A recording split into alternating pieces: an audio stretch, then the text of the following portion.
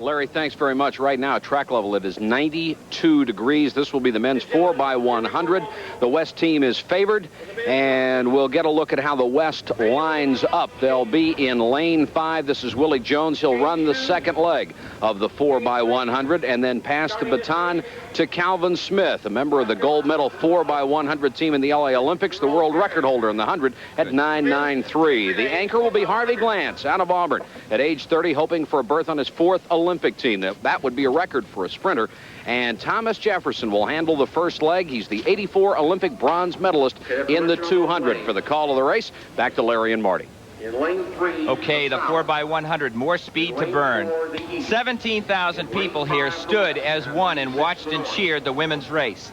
Right now they're seated for the men's. Let's see if they bring them up. The South will be in lane 3. James Butler, Lee McNeil, Dennis Mitchell, Harvey McSwain for the South on the anchor. East has Lee McRae.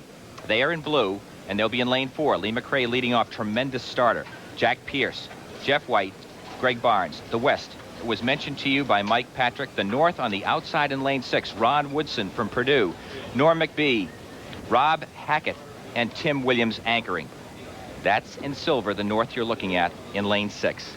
Well, the West in lane 5 certainly has a 1-2 punch with Calvin Smith, the world record holder, at 100 meters on the 3rd leg, and Harvey Glantz on the anchor leg. And there's a false start in the race. I'll tell you, I don't know if anybody else pulled, Marty. I was watching our monitor, but I think right there is the man who pulled out of the blocks first, and that's from the South. That's James Butler. Let's get an overall view here and see if it was Butler who was the first out. Watch the lower left. There you go. Butler, former #1 ranked in the world at 200 meters. Seasoned veteran, trying to guess the gun. Maybe if you were up against the team that the West has put together, you might try and guess the starter, too. They do need just a little bit of an advantage. The South with Butler, McNeil, Mitchell, and McSwain could win the race with good stick passing, but for pure leg speed, the West has the advantage. Thomas Jefferson leading off for them, who earlier yesterday won the 200 meters. But Calvin Smith and Harvey Glantz. Glantz has won 7 medals in the Olympic festivals over the years. If he wins a medal in this race, in track and field anyway, he will become the most decorated of athletes. And Harvey has been the sprinter of the decade with a long career. In general, the western part of the United States and the South have been the areas of the country that have presented to America the best sprinters. Here's the West athletes again, and there you see them. Thomas Jefferson, Willie Jones. There's Calvin Smith. He'll be running on the back turn, and anchoring will be Mr. Harvey Glantz, the grand old man. There he is himself. Young man out of Auburn, Alabama. He graduated from the University from Auburn University down there. He is a native of the state of Alabama. It's hard when you're 30 years of age to be the best in anything athletically, and he still is close to the top in sprinting. Watch the South, as Marty says. They have a chance to possibly upset with good stick passing. James Butler leading off, Jefferson for the West in red. South in green. Blue for the East. Red for the West and silver for the North on the outside in lane 6. Close race, and I'll tell you, the West with Thomas Jefferson did not get out to a good start. They are in last place right now. That you're seeing, look, moving up right now, that is the West. McSwain for the South has given the South the lead as they come off this turn.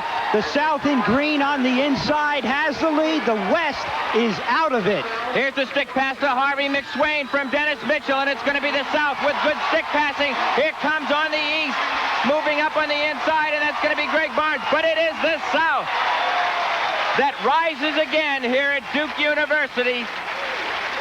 And a fine performance, and that can show you what can happen to our Olympic 4x100 meter relay. If you don't have good stick passing in that event, you're out. This was the best team that we thought that they had put together here, which was the team in red from the West, but it was the South's day.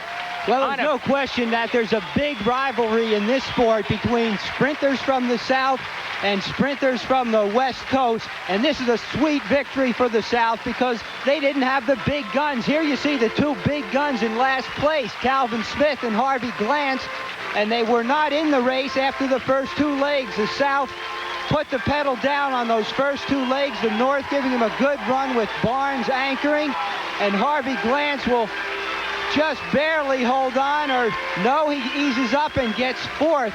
So that's a big surprise as we start off the night. Look at it once again. This is where the action came. You can see that on the center of the track, right there, the red from the west just didn't get the stick, and Harvey McSwain on the inside was just with the stick in a way. That time ranks them up there with the best ever run in America in track and field for the 4x100. When we come back, we'll document for you just exactly how fast a performance that is. It's close to the best ever in America. Don't go away. Track and field upcoming here from Duke University.